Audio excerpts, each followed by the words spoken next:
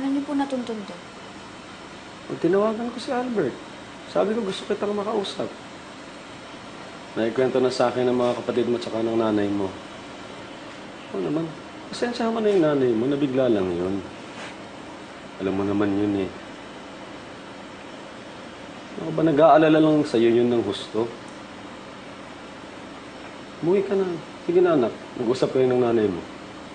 Tay, uuwi naman po talaga ako.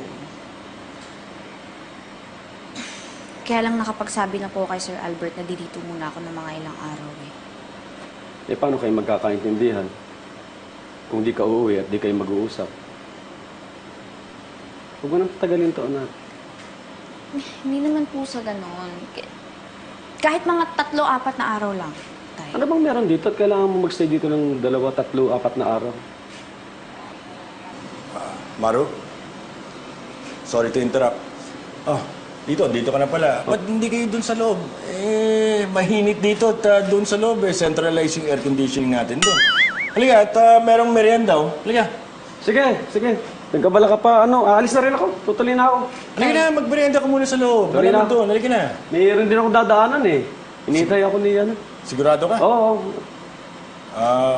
O di, sige, iiwan ko muna kayo para makapag-usap kayo. Okay, sige. Excuse me, ha?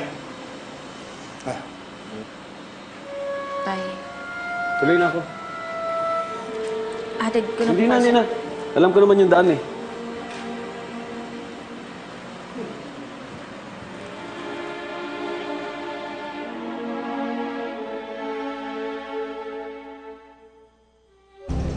Mahal na mahal ko yung pamilya ko. Ito alam mo yan. Nanay ko, mga kapatid ko, tatay, lito ko. Kaya lang, ang hirap talikuran ng totoong tatay ko. Ang tagal ko rin hinintay ito eh. Parang nasama ako tuloy sa kanila.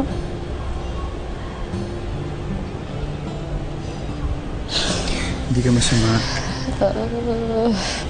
Hindi ka masama. Okay. Kailangan mo Nakakalito tayo lang. ito eh. Nakakalito lang.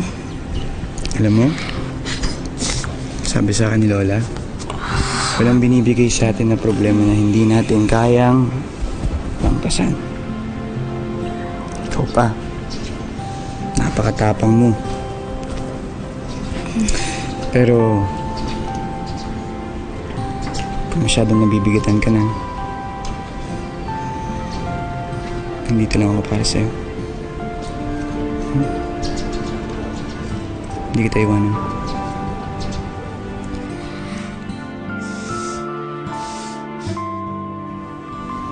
Salamat ah. Lahat para sa'yo. Thank you. Sa'yo na to. Hindi, kailangan mo yan. Hindi, sa'yo.